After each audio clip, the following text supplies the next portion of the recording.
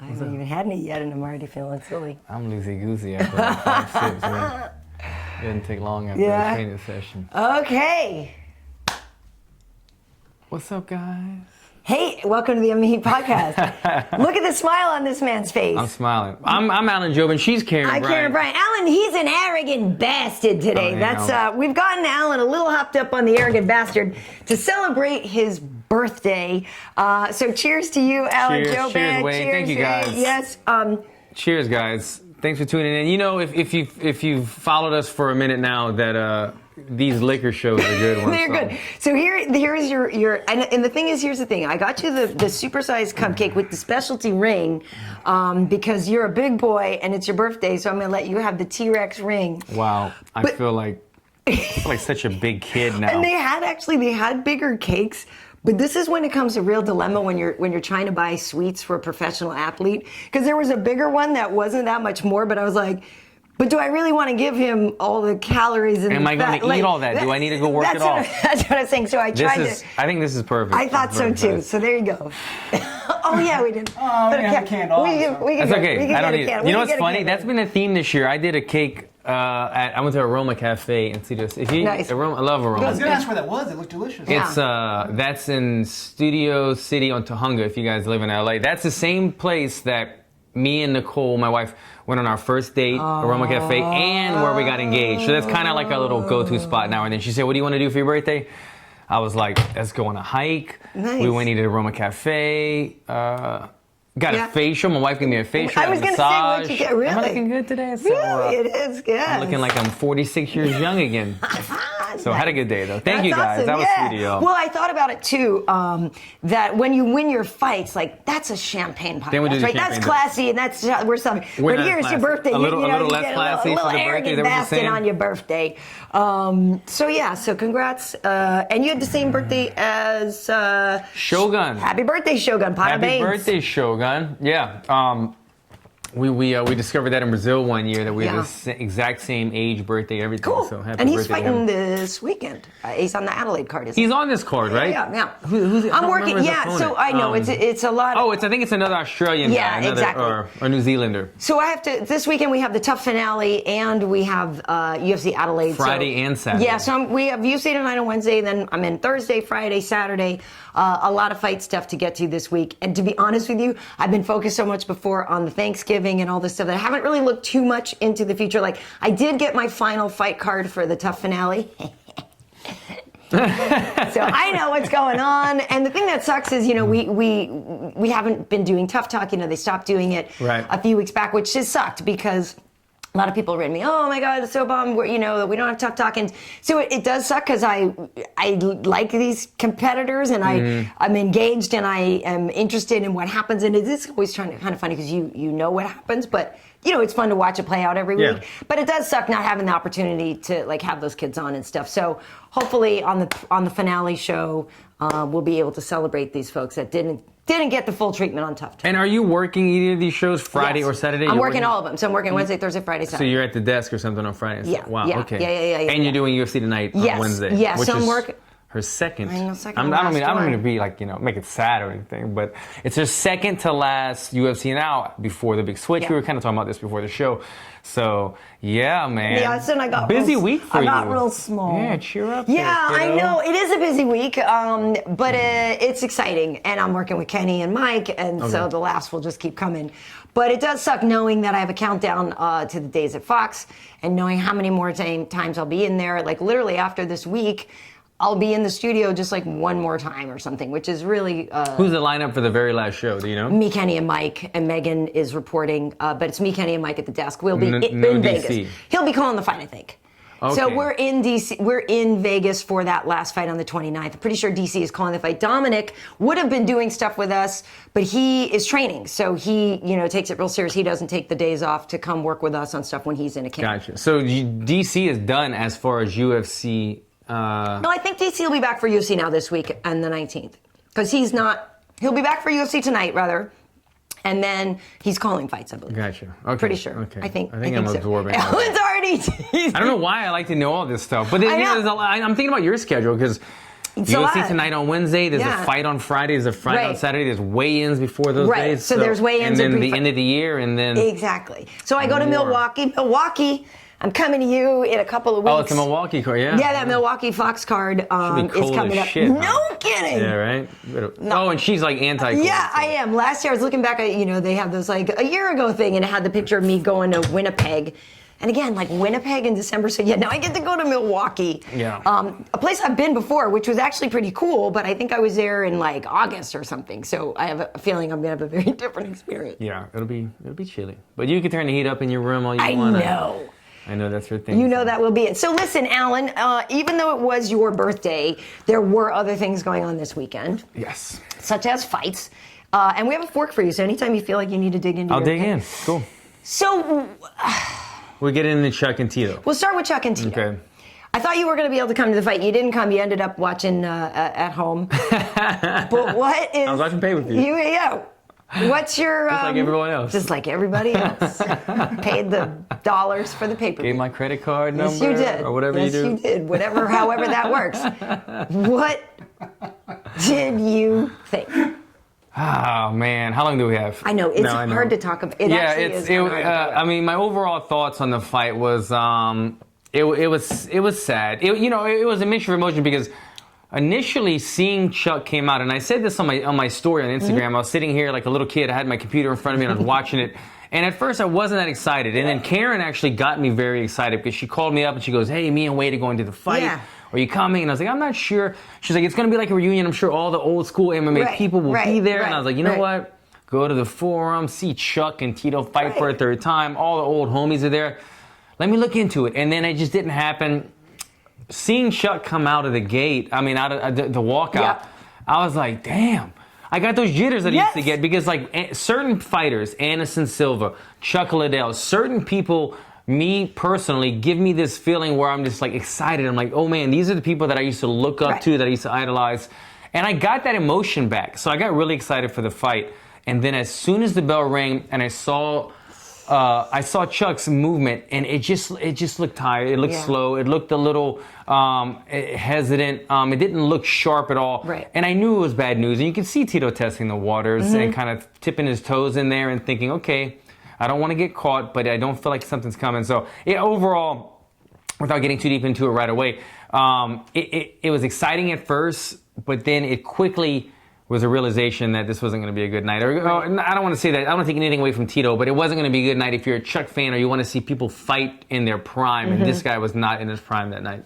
Yeah, so let me just say this off the top. If you're looking for people to sit here and just like rip on Tito and make fun of him Yeah. and stuff, you're not going to get that from me because I actually like Tito. And I like Chuck a lot too. I just have had more personal dealings with Tito. With Tito, okay. Yeah, who has always been really cool with us. And yes, I know that a lot of people like to make fun of him. And yes, he misspeaks sometimes. And yes, he flubs his words. And yes, He and no, he does. I mean, he does. I gotta say, he said some funny He shit. does, though. I'm not gonna lie. I'm not saying that I Yeah. haven't chuckled Me, myself, at and some of the things, he but said some crazy stuff. but- He said but- he's a lot younger these days. yeah, too. I know, but that's what I'm saying. Like maybe it's actually gold that he's. Anyway, I'm saying so. Yes, I have chuckled at some of the things, but on the whole, I'm not a person here to just sit there and make fun of Tito and Chuck. That's not my thing. But I definitely thought Tito was going to win. You know, we were talking about this beforehand. He looks to be in such wasn't a better secret shape. for either of us, Right. yeah. He's been working with Perillo, who is a great coach. And just everything we saw before, Tito's just been more active all along. It just seemed like the script was totally written for Tito to succeed, which he did. He wrote this script, and I mean, he seemed like he made this fight happen. He was a part of it. Exactly. And I agree with you at the beginning, too, that when he came out at first, he was testing the waters a little bit. And I actually thought, if anything was going to undo Tito, it was going to be himself and his emotions, right? I definitely thought he was going to be faster than Chuck and all of that. But Tito is that guy, do you know what I mean? That can grasp defeat from the jaws of victory, right? Like, what if something just went wrong? At one point, he stuck his chin out. He's like, come on, hit me. I'm like, just don't do that. Like, you're the guy that will actually happen to, and you will lose again. Like, don't do it, But I felt like, yes, he was there, but I thought he was nervous. I thought he was tense. The first minute or so, I don't remember how long the fight was, Yeah. but the first third of the fight, he said, something about Chuck's stance. Right. As you're saying. Chuck doing Chuck his kind of still low looks thing. like, right. And you kind of see Tito thinking, oh, crap, if one of those touched me, I could go down. Exactly. And then I felt like he got touched, and he was like, oh, no, okay, I'm fine. Yeah, I'm good. And then he started pressing forward. Right. But at one point, remember, Tito kind of like wiped out. Like he went to throw something and like slipped and fell himself. And I'm just thinking, okay, like those nerves and everything was so over. Like, you know, you could tell he was just so wound up. On the flip side of that, Chuck, I'm thinking, okay, I know Chuck his timing is not there and he is slower, but like you said, you see that stance again. Yeah. You see, and you're like, that's all it takes is one, right? All it takes is one. And even if it's telegraphed, and even though I know it's coming, all it could take is one. So I thought, you know, it was the fight I expected, really, from both of these guys.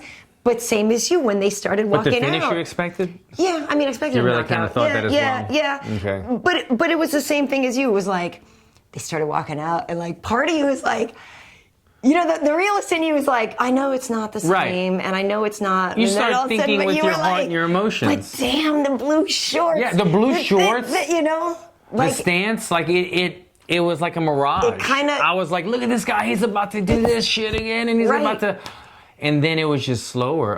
You know, the thing that stood out to me the most was once they started moving around, and you could see them start to settle in a little bit. Chuck seemed off balance to me right away. And when his go, obviously the timing was off. It's been 8 years. You talk about timing for a younger fighter who's active taking a year off. Is his timing going to be back? Yes or no? Is it ring rust? Everybody's on each side of it with this. 8 years and you're approaching 50 years old as a fighter. Your timing, there is no timing. I mean, he hasn't been punched in the face. He hasn't punched him in the face in quite a while. But when he would throw, even when he would go, not only was the time off, but he was throwing him off balance. I kept seeing him having to reset and reset. And that's what really kind of made me think, oh, crap. I feel like I saw almost like a click in Tito's eyes. I felt like once Chuck started being off balance, and you said Tito was off balance for a second too. He wiped out, but if Chuck doesn't have the footwork to close the distance anymore, right? So he's going to be swinging from far away. And those counters were throwing him off balance. I felt like Tito was just like, oh, I can go in now. I can go in. It's not that dangerous, and that's when he started putting the hands on him. But it was also the way that Chuck hit the ground. Oh, you know, Tito, when Tito in Tito's post-fight speech, or one of the afterwards maybe, he kind of went through the scenario, right? He walked the crowd through when he hit Chuck with the right hand and he went down and he jumped on him. Right. He said eventually he saw his eyes roll back. I felt like when he hit Chuck,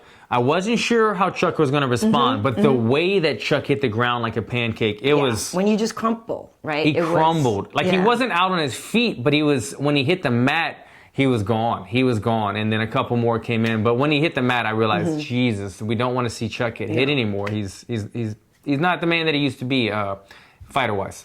And what it is to me, and I am H.E.A.T, in my humble opinion, when everybody's talking about this, oh, it's sad, it's sad, it's sad. Here's what I think.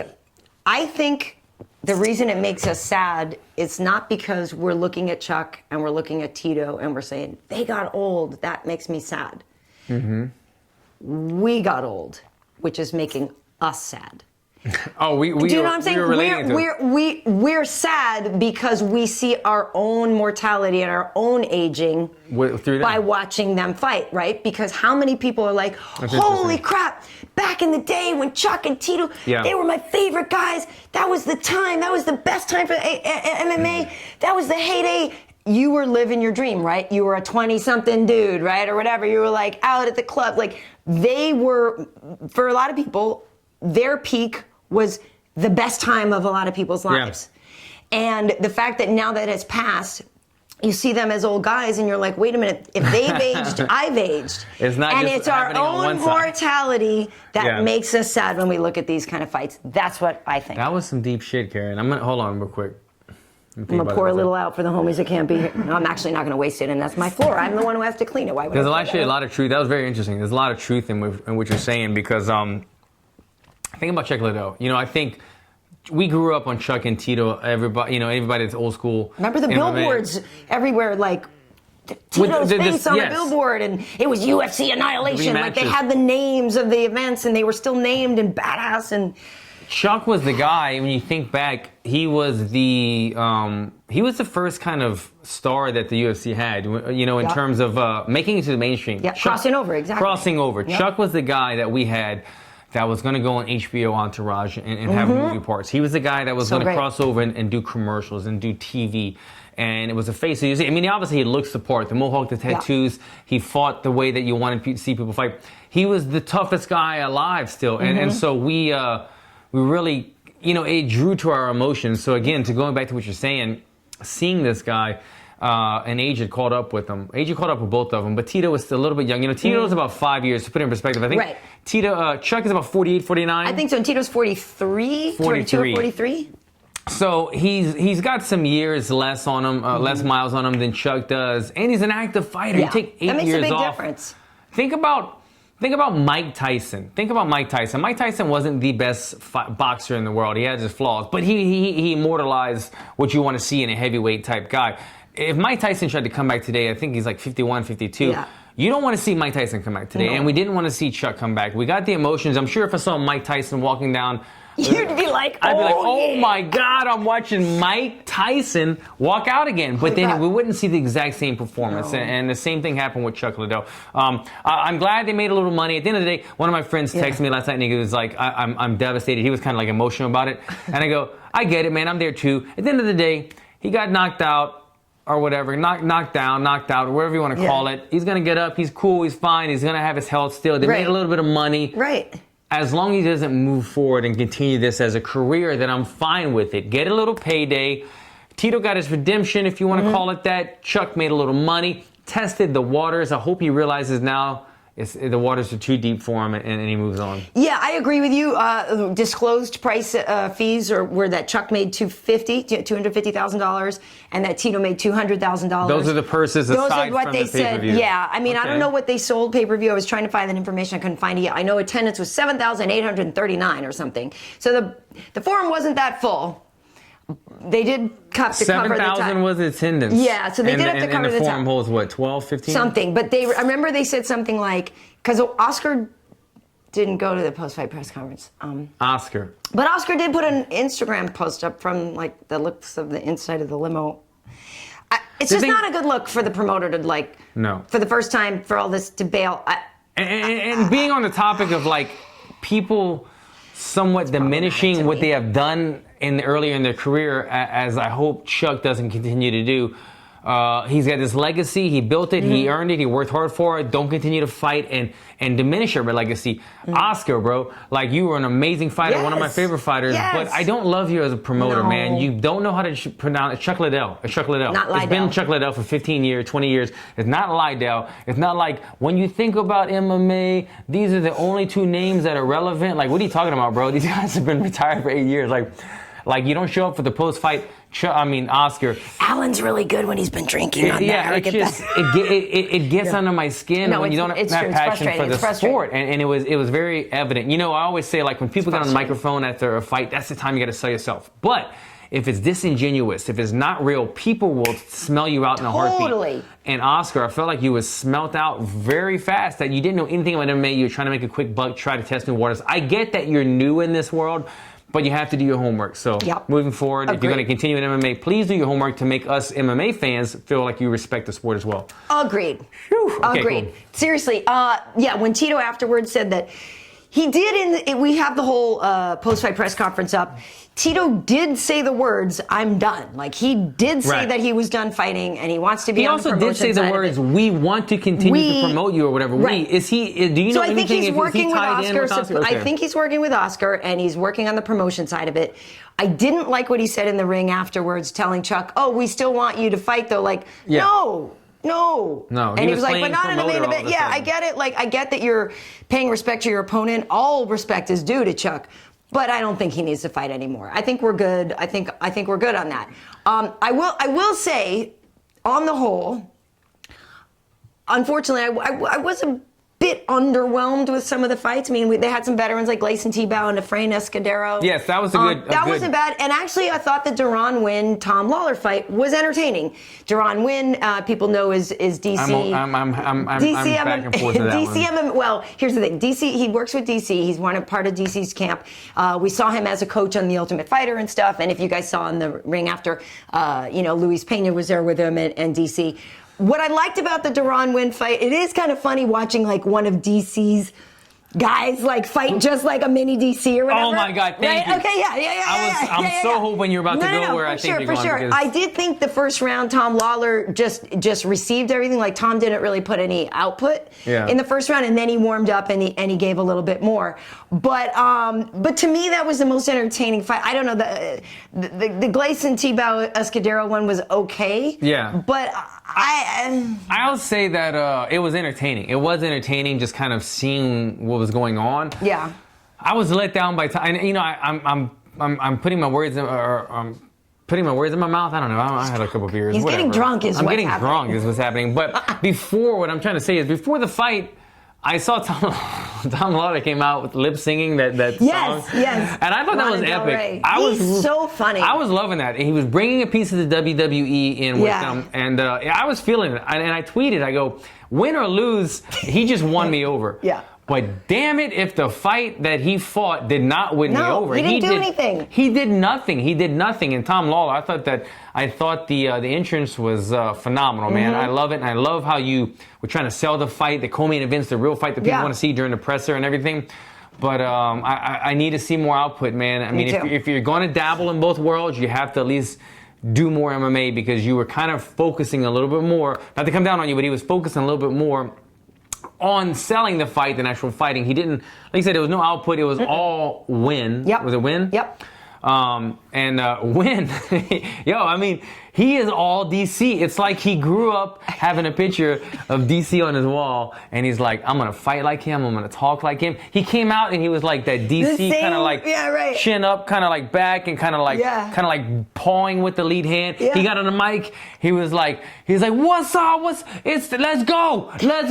Hey. Like, I was like, this dude has been schooled in the art of DC. I mean, it's not a bad thing, but it was just, it was DC's fun to watch. game obviously works. It was very fun to watch. Double champs game obviously works. But my question is to you, and a lot of people are thinking this, and obviously it's easier for us to say on the sidelines, but Deron is, he's not tall, as you can tell there, but he was fighting at 205. No, I'm just saying, like, try to like, try to it's cushion just easy, that a little bit. No, it's just easier. Yeah. For people to. What weight was that at? 205. That's what I'm saying. Is like, so I thought Deron did a pretty good job. But if Deron can drop weight, listen, mandatory. He obviously knows how to overcome his disadvantages in height and reach. He was effective. This is a guy, I don't know, but I'm just saying a guy with that much reach and height disadvantage against Tom. All he did was land jabs on Tom. And you know what's funny is I was he's pretty good. I wanted to see his wrestling because... He's undefeated. He's like 8-0 or something now. Got power. I like him. I just think at 205, no bueno. Yeah, not good. You're going to go against a 6'3", muscular ex-football player guy, and it's not going to be good. Just think of him like next to... I mean, I know Luke used to train at AKA, so maybe they sparred together, but I'm like, think of Anthony Smith. Versus Deron. Yeah, or even like you were about to say, if you're going to say Luke Rockhold, Luke Rockhold's 85, and look how massive he would be next to Winn. But the thing that I appreciated is him and DC sometimes will surprise you with the flexibility in their kicks. That high kick that he threw. I know. It was pretty good. Sometimes guys throw up kicks and spitting it and they throw it up and they bring it and it's not full commitment. He threw it up. He committed to that kick. I mean, if that would have landed, that would have been nice. For sure, he was, and he's pretty fast. Very fast, got power in his hands. I'm down with Deron. I'm cool. Apparently, his wrestling is phenomenal. I'm sure it is. Just 205. That's going to be a tall task for him moving on if he doesn't drop weight. That was me. Tall task. I didn't even catch that one. That wasn't even on purpose. Got a question for you. Yeah, sure. So afterwards, DC had said, hey, with that performance, no doubt UFC is going to be calling you and asking you to join the roster. Do you think he's ready? No, I mean, that was good promoting DC. That's a smart fighter right there trying to help his guy out. But what is he, 5-0? Yeah, and it might actually. I might have overestimated with 8. Yeah, I think he's like 6-0 now. I think he might be 6-0 now. 6-0. Okay, 6-0. Not yet. I don't think the UFC would have seen that. I don't think if Sean Shelby or anyone there, a matchmaker, would have seen that performance and say, this guy needs to be in the UFC. I think you go 2 or 3 more fights, drop down a weight, show some more. He tries to do Dana White Tuesday Night Contender Series at $185. Yes. And see what happens. I mean, that is the best route to go. That's the way to get into the UFC now. Yes. You don't even need to go on Ultimate Fighter. Tuesday Night Contender Series is the way to go now. Why go for 6 weeks on the Ultimate Fighter and be away from your family and no cell phone? Mm-hmm. I mean, no cell phone. No cell phone. You can't check his Kardashian stuff. You see your family when you're back, but no cell phone. You can't look for hashtag Kardashian and see what's going on. Because I want to know what's happening. Or just go and fight one time in a contender, knock somebody out, do something, and get on the show. It's the best route right now that we have. I guess my point was that it's easier said than done, right? For us to be like, just drop weight. Just drop weight. Right, so I don't know how Deron is put together of like how hard it would be for him to make 185. I mean, looking at his physique, you think it's definitely doable. You would think, but it's just like... Did he drop weight for 205? I don't know. It just seems like it would make the most sense to drop weight, but I don't know if he really. I haven't looked at his record. I haven't seen it. Has he fought at 85 before or not? But looking at him, he definitely looks like he has some pounds that he could take off. So you have some questions, I'm sure. But last thing I was going to say to you, and I'm not trying to be defeatist or whatever, but like when they were saying, okay, this is the first show for, just to wrap up the Liddell Ortiz 3 stuff, the first show for Oscar De La Hoya MMA, like. I'm not sure there'll be a second one. I don't know how great that went. I don't know, like I said, I don't know the pay-per-view buy numbers, but you're never going to have 2 names as big as those 2, right? I don't know. Right, I don't know how moving forward what they're going to do with that promotion. Yeah, look, I heard from some of the fighters. I knew some of the fighters on the card, or not the undercard, but. Oh yeah, because I saw Kevin Casey walking out with somebody. Right. Some of my guys at Black House were fighting on the card and stuff like that, right? And they told me as well. They were like, "Look, maybe we were spoiled with the UFC or whatever, but it was just not well put together. The money was not right. I get it. They banked everything on the main event, which I get it. It's a new promotion. They just want to sell the fight." The rest of the guys are just to sell tickets to the venue, which you only sold 7,839. But it's got to be a promoter. Maybe it's just me. Maybe I'm old school. But if you don't believe the person telling you the story or telling you about the fight, if they don't know anything about it, how are you gonna go all in with them and have an Oscar and not really even know anything about MMA? It just doesn't make me want to back it. So if they could change some things around. Maybe they have a future, but I agree with you. I don't think it's a bright future for now. Yeah, for as much grief as people say, like, oh, Dana didn't tell the truth here, Dana didn't this. But Dana knows about his product. Yes, Dana is just... Scott Coker knows about his product. Dana White is a businessman, so he may say something thinking something else, but he knows the sport and he loves the sport and appreciates the sport. It was pretty evident that Oscar didn't know anything about sport. He was just dabbling in something. Exactly. And you don't need to be... Because Scott Coker has a totally different approach. But again, nobody doubts that Coker knows who his fighters are and is invested in that game. Yeah, I think that's very important. As dumb as it may seem, some people might say, "I just want to see a fight. Who cares?" But I want to know that everything is together. That it's one story. These people care about what they're doing, and they need to. If they're going to promoting is telling you something, you want to believe it. If I don't believe what you're saying, then you're not promoting.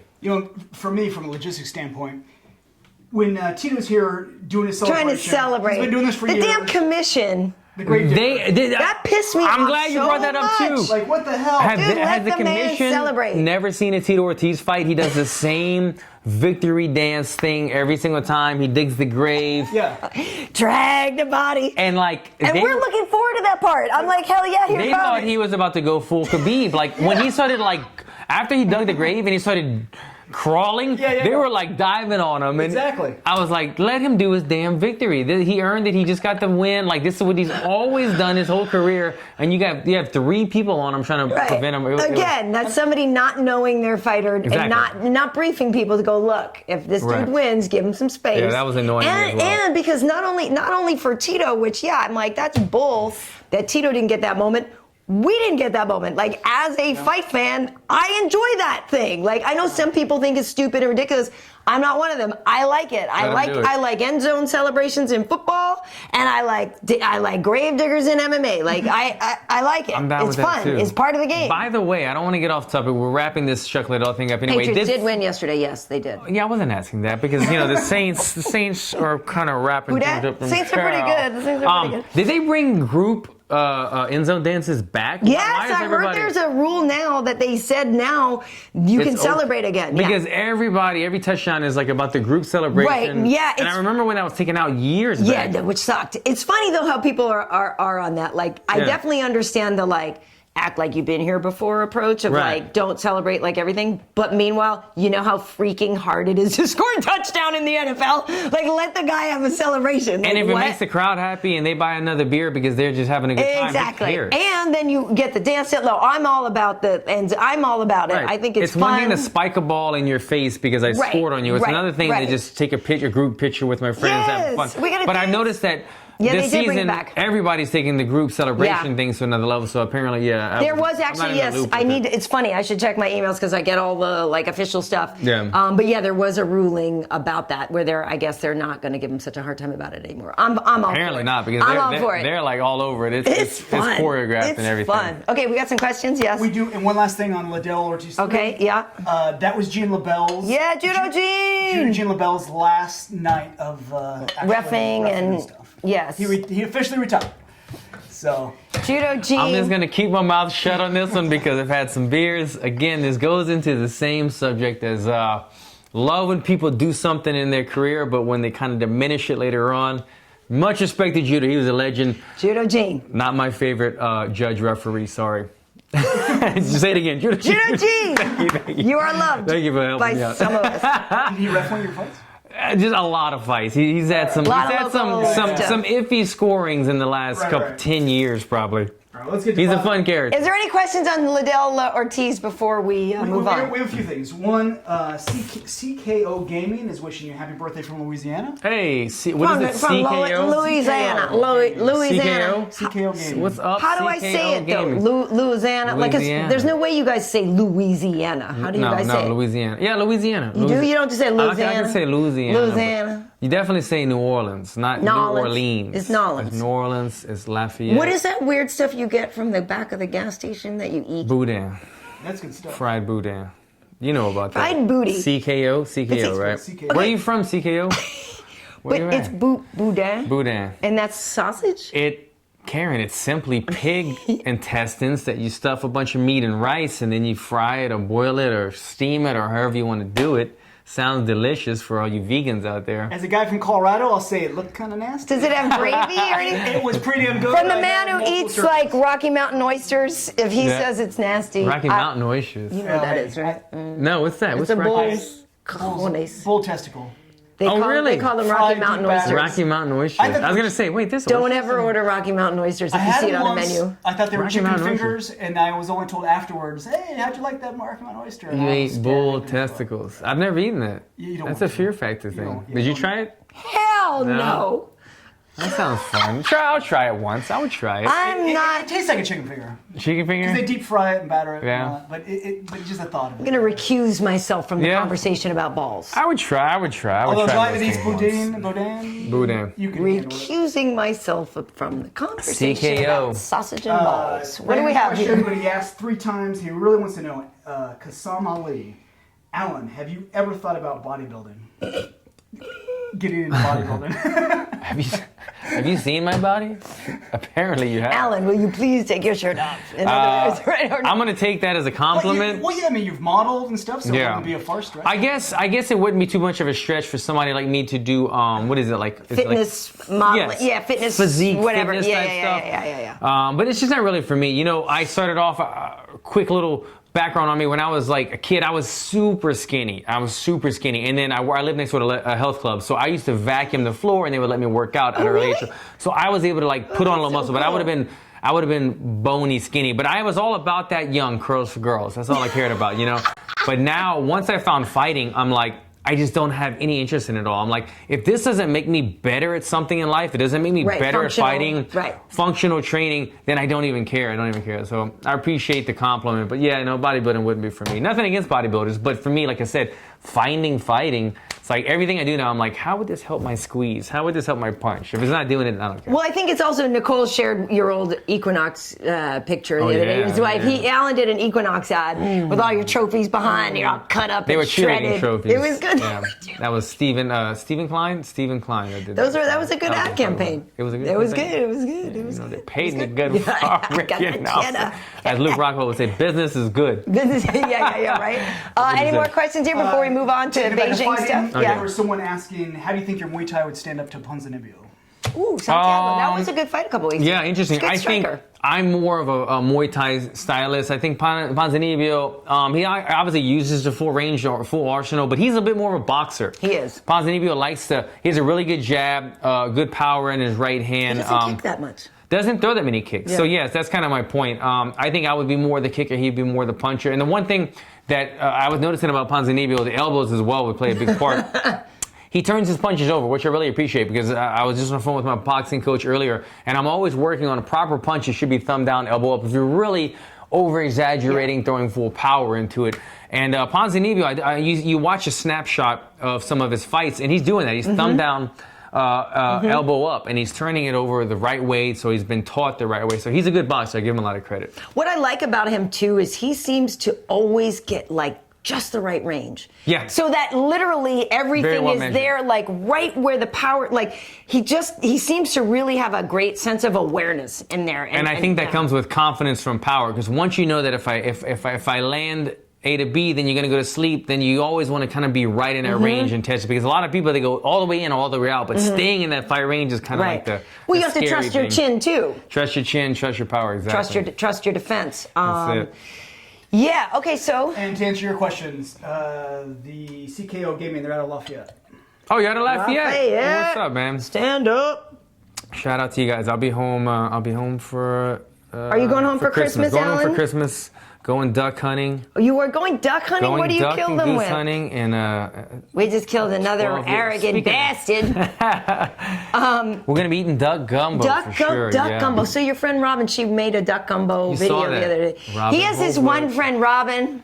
Love you, baby girl. Horn and Halo. Horn and Halo on Instagram. Dude, listen, but every time I look, I'm like, what I want to write on her everything is F you. Yeah. Right? Because she makes the most amazing looking food, and she goes and she's got her little test kit. She's like, today I'm gonna try, and then she throws it. I'm like, bitch, stop, because you're making you're actually hurting me by making this stuff and posting it. Because all I want to do is eat that. The thing about it is not only is she an amazing cook, but in general, if you're passionate about what you're saying, people are going to be passionate about what they're listening to. Yeah. And take that to our friend that we're talking about, Robin. She loves to cook. She enjoys it. It's like me watching Chuck Liddell.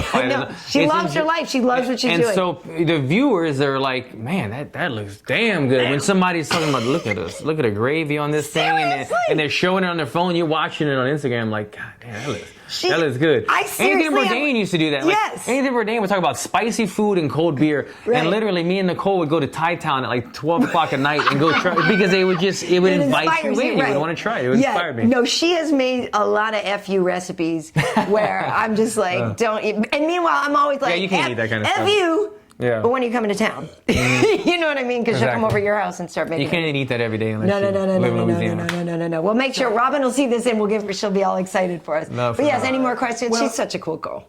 Longtime viewer Joseph Boza, he's bringing up. Right. He's hoping you guys talk about Israel Adesanya versus Anderson. We will. Okay, so let's talk about the Beijing fight first. We'll get to that. We will get to the new matchups and all that stuff. So I did sleep in, for us, the Beijing card started at 3 in the morning. Right? Yeah. Exactly. So I didn't watch it in real time. I did, however, wake up. I stayed off social media. I did not look at social media until I watched a few select fights from that card that I wanted to watch. And I started with Ngannou versus Curtis Blaydes. You mean you didn't comment to people? You were upset that they actually... I know. Somebody said, spoiler alert. And I'm like, dude, I stayed off the internet. It wasn't that hard. I tried so hard, but my fight pass was freezing. Oh, and no. Finally, I gave in with the social media. Oh, you did? Because, I didn't look at social media first. I went down, grabbed the computer. We watched it in bed. And so the first one I queued up was Ngannou and Blaydes. And I was so curious about this because, you know, I'm one of those people who loves, like when Francis Ngannou was on top and when he's making knockouts like crazy, like the Overeem knockout, all of the stuff that Ngannou brings, I'm here for it, you know? Obviously, the fight with Stipe didn't go his way. I thought it was going to be a learning experience. He didn't really learn enough because the fight with Derek Lewis was probably the worst fight. In history, in heavyweight. Definitely the worst heavyweight fight, whatever. Yeah. But again, I was like, okay, I get it. Like, I hoped you were going to come back and learn from that other experience. You're just not quite there yet. Yeah. I understand that you're gun shy, whatever. Anyway, this time now he put it together. You could see he's less muscle mass to carry around. He just looked a little different, and this time at least he looked ready to fight, right? Mm-hmm. He came out and he actually threw some stuff right away. And right away I was like, okay, cool. I think Ngannou's going to be okay. Not that I was rooting for him because I like Curtis a lot, but I'm rooting for the fighter not to go to the dark place. Right. If you know what I mean, right? And then literally, you know, we see the knockout. It was fast knockout, 45 seconds, something like that. Ngannou even said after the fight, he's like, yeah, I was in the dark place. He's like, I needed to come out. Like, he admitted it. Yeah, he used those words. Like, because people have talked about maybe his ego got out of control and he wouldn't listen to people who told him what to train and da-da-da-da-da. And so his ego was so high before the Stipe fight. And then he was too afraid to lose again in the Derek Lewis fight, so he didn't throw anything. But he admitted that he'd been in a very dark, depressed place. And thank you to the fans who've, like, stayed with me. Like, so that made me feel really good. I mean, I've been critical of him for that Derek Lewis fight because he needed to hear it, and it is the right, he should have been criticized. But I'm overjoyed that he's gotten past those demons. Do you know what I mean? I do think the stoppage was a little early. Okay, but so I'm overjoyed. That's where I was going to go with this. I'm okay. I'm okay with the stoppage. It little early. It seemed like it could have been a little bit early. That we could definitely argue that. But I feel like the inevitable was going to happen because the behind the head shot is what kind of threw him off balance, it seemed like. And it kind of took his equilibrium away. And then he started kind of landing after that. And it was when there was a moment of him not knowing what he was doing and Ngannou about to tee off that the ref kind of said, all right, now's the time. Because Curtis was sort of doubled over and trying to get back to speed. I looked at it. Like I said, I didn't get to watch the fight live. I watched it from social media. So sometimes that changes your outlook, just the energy and everything, the flow of the fight. But the fight was only 44 not long seconds. Fight. Yeah, exactly. So I think I got the gist of it. But I looked at it once from a fighter point of view, and I was thinking, okay, Ngannou was about to go off on him. And then I looked at it from a referee's point of view. And to me, it was okay. And the reason I say that is because, again, the behind-the-head shot threw him off balance. He let Blaydes take a couple more shots, and then when it seemed like he said he was barreled over and not really defending himself, and Ngannou was starting to load up, he said, okay, this is a good pause in the action or a moment to do it where Blaydes is not defending himself. So I'm okay with it, but it definitely wasn't a knockout. It definitely wasn't like a clean 100%. It's definitely an arguable thing, but I was okay with it as a fighter. And you know me, I'm always like, let the guy die. You know what I'm saying? Like let me die if I'm going to, I train my ass off of this. Let me dig my way out of the hole. Yeah, I tweeted that I thought it was a little early, and somebody sent me that Ivan Drago thing. If he dies, he dies. And I was like, okay, I'm not that bad. But my point is this. Yes, I know with heavyweights, one punch, can change everything. And yes, I thought Curtis was definitely rocked. But I think Curtis is tougher than that. So yes, I think perhaps it was postponing the inevitable. That I don't necessarily think things were going to turn around for Curtis or that it was going to be that much better. But I think he had his wits about him enough to regain composure. He was definitely rocked. I'm not pretending that he wasn't. But it just seemed to me that where we were in the action, and yes, he was kind of getting himself back together and coming together. I mean, this is a wrestler who, muscle memory alone, he could have probably double-legged and reset, right? I'll give you this. It's definitely not a fight, which I do this sometimes, by the way. Let me add. It's definitely not a fight that I would have been saying, stop the fight. Right. There's been fights like that where as much as a diehard let the person fight to the last second, where I'm just screaming, stop the fight, stop the fight. This never would have been one of those. Right. So it can go either way. Yeah, and I just think, again, for me, in this kind of scenario where I know Curtis is tough enough to take it, it's a rematch. Yeah. You know, again, it's like you traveled all the way to China. Mm-hmm. You know what I mean? Yeah. You did a lot. And this fight means a lot. The muscle for memory rematch. of You the know what I wrestling mean? So it's could have like, gotten him up. Right. To me, it was like, I felt bad that Curtis didn't have more of a chance to get it together and to be like, you know, like you've said before, if you have the conversation with the ref, like, I might look rocked, but I can handle it more than you think. But Let me come back, yeah. Yeah, and it just, to me, and like I said, I'm happy to see the old Francis, because old fun Wrecking Machine Francis is really freaking fun, right? Yeah. Wrecking Machine Not the Francis. gun shy in the Wrecking hole Machine guy. Francis rules. I'm just saying, it just made me feel bad for Curtis because I don't think he was 100% done, and I think he had more fight in him, and I think he could have regained a little more. Yeah, I'm not going to argue with you on it because it could have gone either way. I really thought that Blaydes was going to at least land one takedown. Yeah, wrestle him. One takedown Yeah. away from He only tying landed the one shot. Didn't It was have such a time to fast do anything. fight. Fast fight. He threw 8 and only landed Yeah, one. such One a fast takedown fight. would have tied the record with Cain Velasquez for him to have the most takedowns in heavyweight history. Didn't even get that opportunity. But here's the thing. Curtis has a lot of time to still make waves in the division. He's really, really good. He's got a wrestling dominant game, which we know is effective. But I have to say, you know, Alistair won in the co-main event. Alistair had a nice knockout. Dude, did you hear the sound of those? Another one that I watched on social media, but yes, he's always a demolition man, and Same thing for me. I'm like, it's like, this was kind of in a way there was some of this, like the nostalgia weekend, like Chuck and Tito and one thing, like when you see Overeem, Right, like watching the old school actually go guys. old school Overeem on somebody, it's really enjoyable. because Overeem is a lot more hesitant than he used to be. He used to let it go. Now he's really kind of trying to pick and choose his shots. He's really more about like the counter knees than he is about like going in and banging. Got a good win. I saw this morning Alistair's already trying to set up the match with the Black Beast. Right. Well, initially he thought he wanted a rematch with Ngannou. Yeah. Because he was like, initially I guess he said like, Did he go there? it'll go differently, and I want a rematch with Ngannou. But now he's calling out the Black Beast instead.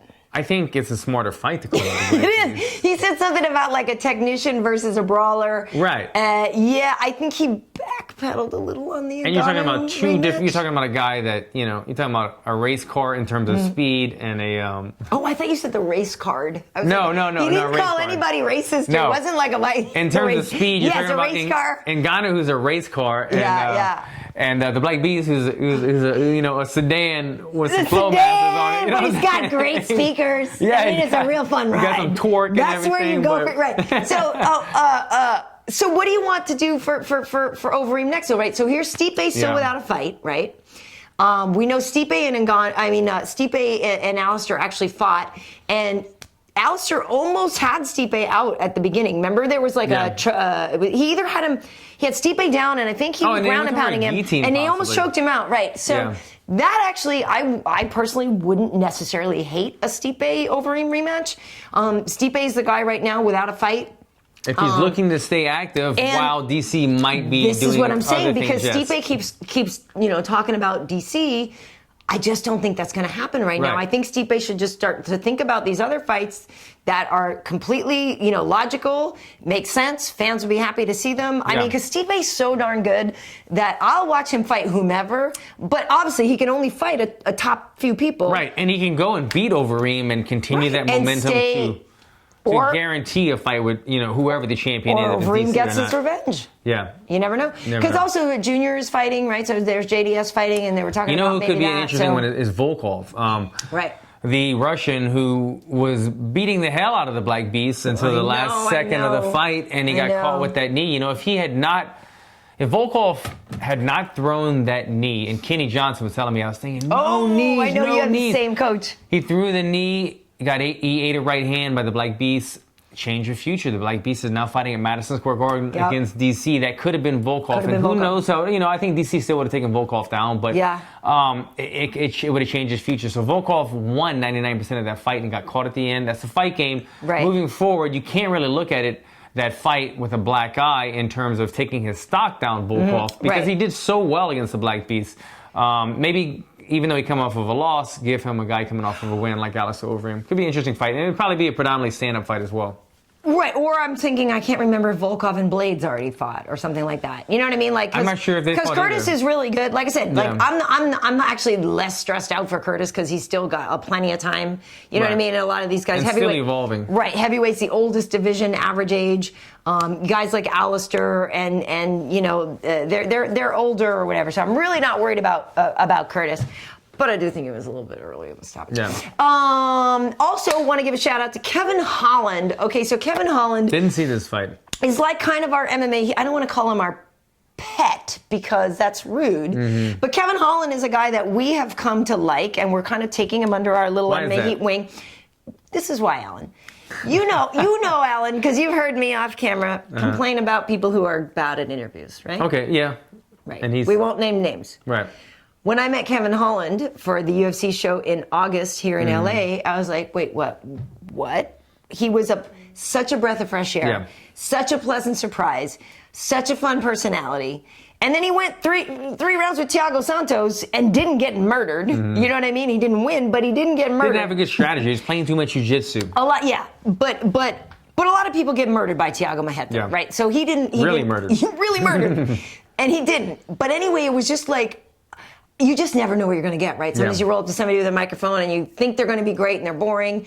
I had zero expectations for Kevin Holland. So then when I did meet him, I was like, oh my God, I love you. Like, you're so Won you fun. over. Yeah. Totally won me over. So I interviewed him again before this fight, and he has such a fun personality. But this, Alan, I want to ask you about. He ended up winning his fight. He was fighting John Phillips, who is out of SBG Ireland. He trains alongside Conor. Kevin was telling me in our interview, he actually loves Proper 12. He's a Conor fan. He loves the Proper love 12. He's Proper been drinking 12. a ton Do of you Proper. really love Proper He said he's 12? been drinking a ton of Proper Wow. 12. But he was like, oh, I got to put it on the shelf for now because I'm fighting one of Connor's teammates. And I'm going to put the Proper 12 on the shelf or Yeah, whatever. which show? Right. But anyway, Kevin got a submission win in the third round, I think it was.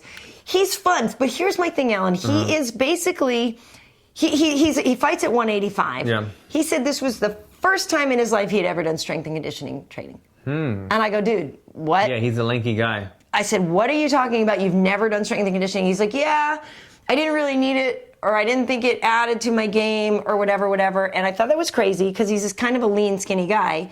And I said, okay, but being in the UFC in 85ers, and we know when we talked about Luke before, how big these guys are. Think about Yoel Romero. Think about, I'm like, dude, you need to do strength and conditioning. So my question to you, as the fighter, like, what? Maybe it sounds so obvious, but like, what does that do for you? Yeah. Like, how could that have improved his game? And even if he's a lanky guy, right? He's always going to be a lankier guy. But you've seen, look at pictures of John Jones in his UFC debut or his first 2 or 3 fights, and then look at him now. The man is massive. Yeah. And he's always had good technique, but if it was a 50-50, we call it dogfight, 50-50 type positions where one of you are in an equal position and the strength or the better technique is going to win. If both of you have equal strength, and if both of you have equal technique, the strength is going to win. And it's just like you said earlier in the show, functional training. Yep. You don't have to get curls for girls and biceps and triceps and chest, but just get the functional strength training where not only are you stronger than you were, but you could do 100 reps instead of 50 reps before you start to fatigue. So just by that comment, I assume he's a younger guy. He's a young guy. He's a young guy. He's a good kid. He's a young guy. He's still skinny. He's still learning. And to not, I remember people saying, I've never lifted weights in my life, and like they're just all ripped up. And I'm thinking, what are you, like 19 and you just like genetically gifted? Yeah. Like, he sounds like one of those guys. So if he's this talented early and we're seeing He's this kind of talented. stardom out of him. He is talented. And he's adding elements to his game, he's getting better than, he's going to be a good guy to watch, but get the strength training going, man. Like and you know what? Even if you don't get stronger, which is impossible, even if you don't, or let's just say this, let's rephrase it. Even if you don't add the strength to an element of your game, the confidence that it gives you is going to help you so much. Because when you know that you can go to deep waters, you're like, man, I just did that aerodyne bike for 10 minutes and I have never been that fatigued in my life and I mentally pushed through it. That helps you. It gives you so much confidence moving forward. And really that's what I look for. Strength and conditioning gets me firing on all cylinders, but it's a confidence level to know that I'm like I feel like I want to throw up, but I keep doing it, and it gives me confidence in the cage. Because you've worked that hard before. You know you have it in you. You know you can push through it. He did say that his sex life has improved From the strength and conditioning training. Okay, so maybe we're upping the testosterone. No, but he did maybe say he was fatiguing too early. Maybe. Maybe Kevin Holland was tapping out a little too soon before, but he did say as long that as his sex life has improved since he started doing strength and conditioning Well, training. there you go. I mean, whatever is going to help you. If it's mental focus, as I was talking to. Family show. Hey, but anyway, but I waited to hit the gym. But no, it's funny though because Did he say that in an interview? He did. He literally Well, then there did. you go. He is a good interview. You have to. No, he's so fun. And like I said, even though the fight is already over, the interview's up on my channel. I like this kid, and it's funny because he's got a flashy style. We talk about him.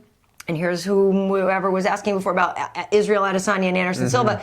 I told him, I said, hey, look, you're that guy, though. Like, those are the two names that are going to be used when we talk about your style because Kevin he's flashy, he's fun on the feet. Lanky, he ended up getting a submission win. Like, literally, the only fight he's lost so far was the Thiago Santos fight. He's won everything else, and I guess they were all by stoppages veteran before. On pay-per-view. Right.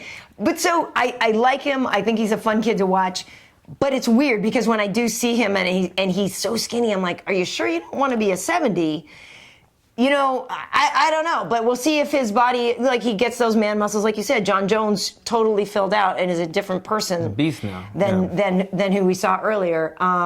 But anyway, that was just sort of a fun thing. I mean, the Beijing. What was there another? No, I was gonna say I didn't want to move on, but I didn't know if you were gonna get into the Adesanya. Yeah, exactly. Well, that was the thing. Joe, I think was it what asking for it. Because those were my main highlights from Beijing. I know Jingling Baby Li Jinglang got a knockout, right? Song Yadong won his fight, and folks should know.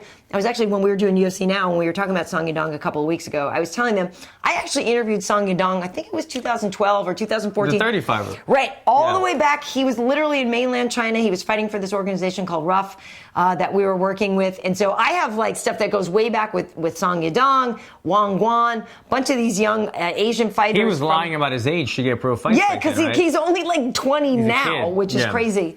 But that was cool to watch him fight. So for me, it's been exciting, and I know the UFC, is opening up. Well, you were just over in China, what they're building over there with the Performance Institute and everything. Exactly. So that's what I'm saying. So you can speak on it. Like that was a cool show in Beijing, but they're really turning China into like the really next pushing property. it. I obviously went there from the promotional tour to build this fight. They're looking for stars, and I don't want to butcher his name. What's his name again? Song Yadong or Song Wang Yadong, Guan. baby.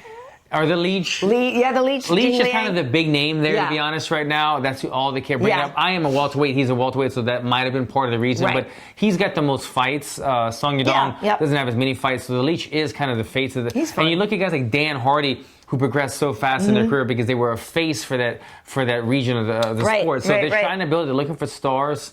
And these guys. Speaking of the Leech. I want to fight that guy, and I like him. That'd be fun. He's like a fight of the night guy. I think he's got 3 or 4 fight of the nights or performance bonuses. Yeah. I've got a bunch of fight of the night bonuses. I think it's a good fan-friendly fight. So hopefully that happens in the future. I would like that. I just don't know why he doesn't walk out to LL Cool J's It's Jingling Baby. Yeah. His name is Li Jinglang. It's like, Jingling it's Jingling Baby. Go ahead, baby. It's Jingling Baby. Yeah. I was Go ahead, baby. It's Jingling Baby. Go ahead, baby. Old else. That's like the. I mean, I'm just saying. That's like. Just call me. What's that song? He just said it's I like love. What's that song? That slow song. Gotta be love. I need love. I need love. I need love. And that's like that. That's like that I'll album. put straight on my coat so you can walk through a puddle. I need love. Yeah, that was a jam back in the day. Are you trying to give me a hard time about some classic LL right now? No, I know you know your music better than me.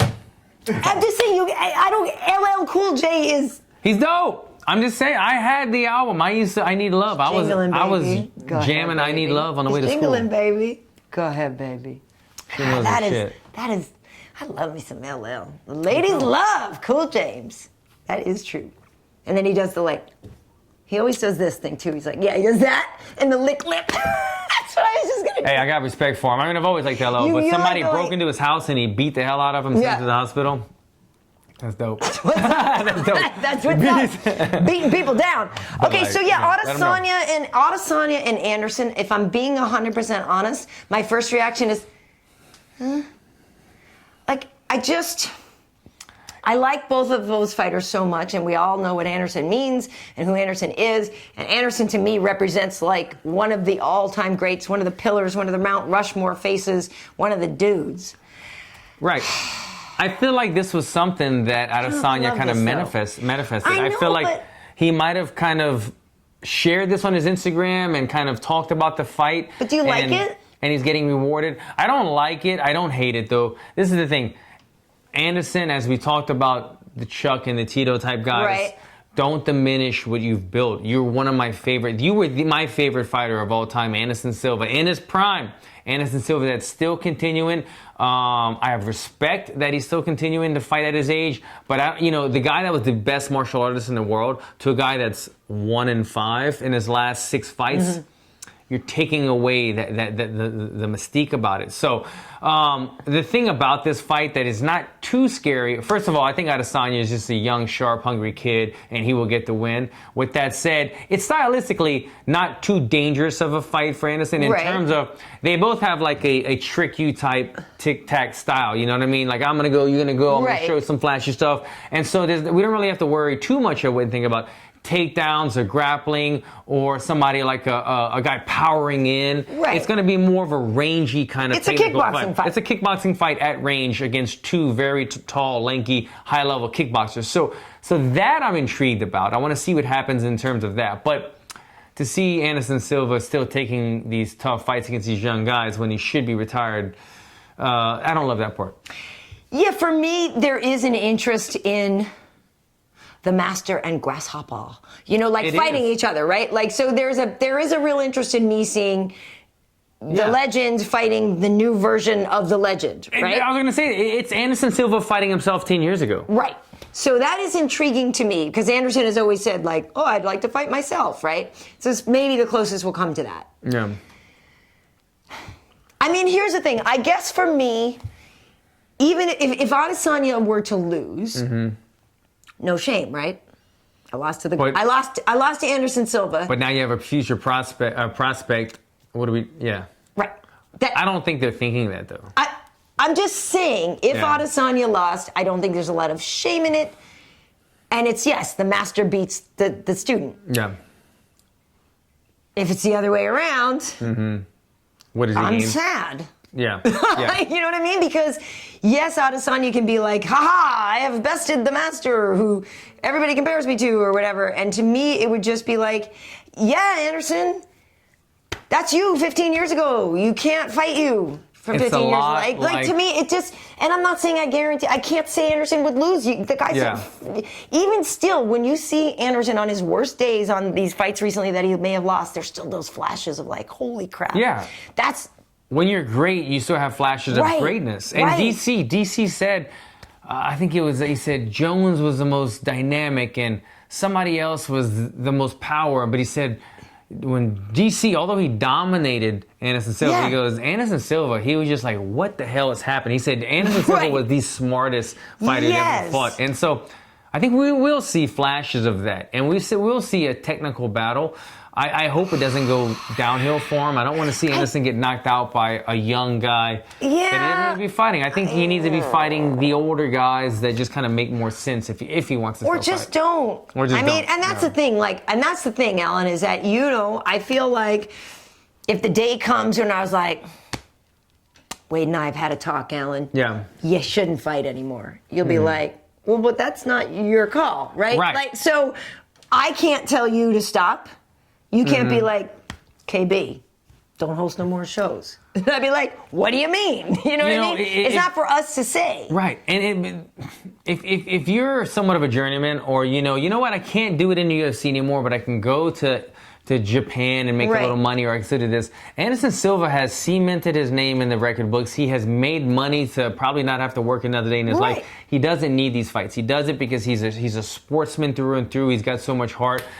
It's respectable, but it's also the Brett Favre thing where it's like you set the record books and then you go over to the Vikings and you're not the same person. It's the Joe Montana going over to the Kansas City Chiefs. Don't do it. It's a little crazy. It kind of throws you off. Yeah, so I guess it's like, obviously, I'll watch it. I can't say I'm that excited about it, too, because I actually was more excited, I think, about the idea of Adesanya fighting real title contenders and really climbing his way Especially up after the his wall. last victory. I mean, he the was dude's climbing his way up the ladder. Great, and he's so fun to watch. And yes, maybe he'll get a victory or whatever. Do we know if Anderson is ranked still? What is he in? I don't think I don't even know if he's he ranked is. anymore, to be honest. I don't think I get it. He's a name. But type it's fighter. Anderson, yeah. Right, and you know what? People will buy tickets just to say, you know what? I've seen Anderson Silva fight, but it's not the same. To be honest, I don't want to keep dwelling on this, but the Tito Ortiz beating Chuck, finally getting that redemption, finally he could sleep at night. I get it. It was a tough mental battle that Tito had to overcome. Yeah.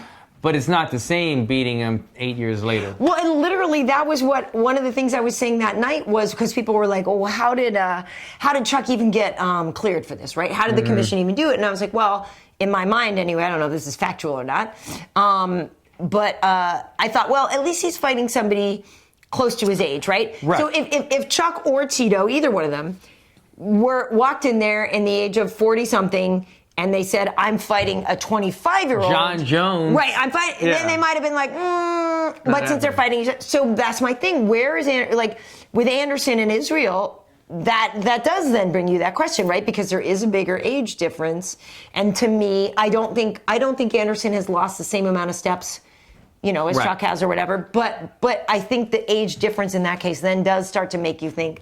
I get what you're saying. I don't know. Yeah, I mean, Anderson has been active over the. I mean, I say active, but not 8 years off. He fights like maybe once a year ish. Now, have you been training with his new place or no? I haven't been, and since I've been injured, I haven't been to Black House as much lately. But I've seen Anderson and Lyoto have both been going to Black House more. Right. So, and like I said, Anderson always looks good. That's what I mean. There's not like you can't. Whenever I would see him in the gym training or something, I'm like, so technical. I just feel like popcorn is freaking Anderson. The ability that Anderson has that it got him by. This is going back to like when I was this huge Anderson fan. When Anderson gets in trouble, he doesn't show you he's in trouble. He shows you play, and he goes, "Oh, I'm not in trouble." And then you think, "Oh shit, he's in his element," and he's really in trouble. But he's just thinking, you know what? Psyching you out. I'm just gonna psych you out and juke and jive, and I'm gonna fool the audience. I'm gonna fool you, and then you're gonna back off because you had me in a tight spot. And now I don't know what's going on. And he's such a smart fighter, and he does that at the gym. He still kind of plays with people at the gym.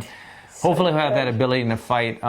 Again, I don't want to see another legend of the sport get knocked out. I don't want to see that. I think that's what it is I like him too much that I don't want to. Then we're gonna feel real old. And I'm totally down with Adesanya too. I'm a fan. Yeah. I think that dude is next level. Like, can't even wait to see what that man becomes in the UFC. Like, I'm so down with him. But in the comments so far, it's an odd one. People are saying it's kind of a lose-lose because if Adesanya wins, he was meant to. If Anderson wins, I'm just not trying to watch Anderson lose fights. You know what I mean? Like, it makes me sad. I don't want to see it. I gotta say, it's definitely intriguing to me. Though. It's definitely intriguing. It is. Oh, from it is. the stylistic standpoint of like Anderson's tough to deal with, man. That's Like what I'm saying. when I go against Anderson. I get punched in my face more than ever because Anderson, honestly, southpaw, right? Yes, and he's very rangy. Anderson, when you see him in the gym, you think he's like a heavyweight. He's a big man. Yeah, he's just very so long, tall. He's more filled out when he's in the gym, when he's not closer to a fight. And he could have been a professional boxer, to be honest. Anderson has stuff. He has moves. He has movement. He has sharp jabs, instinct that he could have been a professional boxer. He's one of the few guys that the boxing world really says, you know what? If this guy would have went the route of boxing, we respect him because they see hints of greatness in Anderson's movement. So I think that will carry him through this fight. But at the end of the day, we're all in agreement. I just don't want to see a legend get knocked out. Should be entertaining to watch somewhat. I just don't want to see anything bad happen. His timing was so perfect back in the day. One? Anderson's, it was like the perfect because timing. He still had the speed out of the way. Oh, really? The Bam! speed's not like there everything. Anymore. He relies on the technique now, but he doesn't have the kicks anymore. I get I mean, like I said, I think it's the closest we'll see to watching Anderson fight Anderson. I want to draw in that fight, please. What's up? Is there a... just moving on, I'm happy to announce our MMA t-shirts. Oh, yes, sir, we're showing... Can now be found below all of our videos. Yes, so you can see now that, yes, we have shirts for sale and mugs and all this. And out of respecting and being happy for you guys supporting us. Karyn reached 120,000 subscribers. Oh, damn. Yeah, on YouTube On here. YouTube, Oh, damn. use the promo code YT120 subs, and you will get 20% off. 20% off. 20% off. And also, I will say this: the T-shirts and the mugs, everything. Like, I think it's a reasonable price point, right? Okay. And folks should know this. Like, if you're looking and you're like, hey, wow, KB, Alan, Wade, those shirts are so affordable. They must be crappy. They're not. Like, feel this quality, Alan. This is an unsolicited, first-hand, live reaction. This is pretty good. And I'm DD, by being the way, is honest. asking why you're not wearing This it. is pretty soft. I could go change. Well, it's an extra small guy, so if you guys I mean, if you want Alan to be swole in a chick T-shirt, no, yeah. I'm talking about you, Karyn. Extra Brett. medium. I'm gonna go get it damp too Yeah. to see if I can sell a couple more. But it is. I mean, it works. That's the bet I thing, do. is it works, Yeah, man. Wet that's the T-shirts. thing. You guys You can't love go a wet against the T-shirt. grain. What is it? Why do you love a wet T-shirt so much? Because you it's see the nipples? it's not everything, but it's But it's just hinting. enough? It's a little bit of a tease. You love a wet T-shirt. It's funny. A little bit of the tease. Yeah, we love a full wallet. It always works. No, I'm sorry. Sorry, Kidding. folks. Totally kidding. My own wallet is full. Yeah. Thank you. That's all I knew need. that was coming. But anyway, yeah, no, so we have all these T-shirts and things, and they are priced affordably, but that doesn't mean that they're cheap quality. They're really, really nice. And for those who know, this is like a Bella T-shirt and stuff, so it's good stuff, and, makes a great holiday gift. This is We have different price points. We So have- and we actually there's have- premium, and then there's basics. yes, but we have blue and green and red for the holidays, so you guys can all come along. No It's cool. green. We don't have green? Oh, we didn't do the green. Yeah, I didn't like how. Well, we have the blue Wrong and we green. have red. Yeah, There's blue, there's pink, there's white, there's gray, yeah. Cool. They're soft shirts. I like They them. are soft shirts. Yes.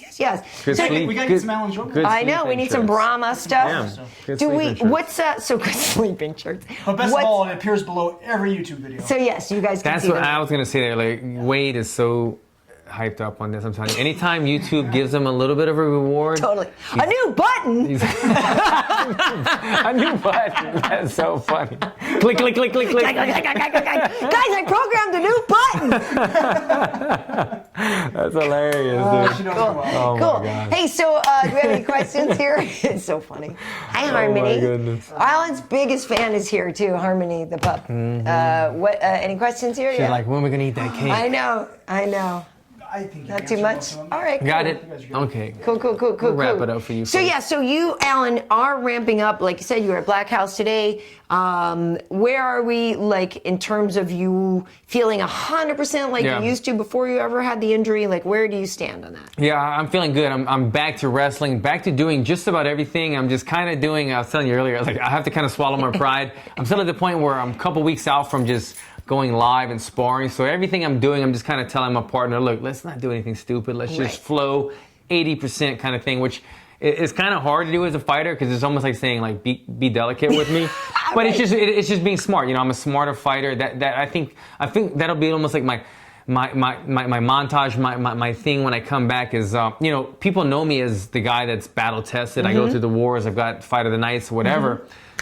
I'm a smarter fighter now, especially at my age and my experience and everything. And I want to fight smarter. I want to train smarter. So that's kind of what I'm doing. But again, early next year, I'm looking forward to it. I want to jump on one of these ESPN cards, get a good name, an exciting fight, and make it happen. Cool. And how many weeks has it been since the actual surgery?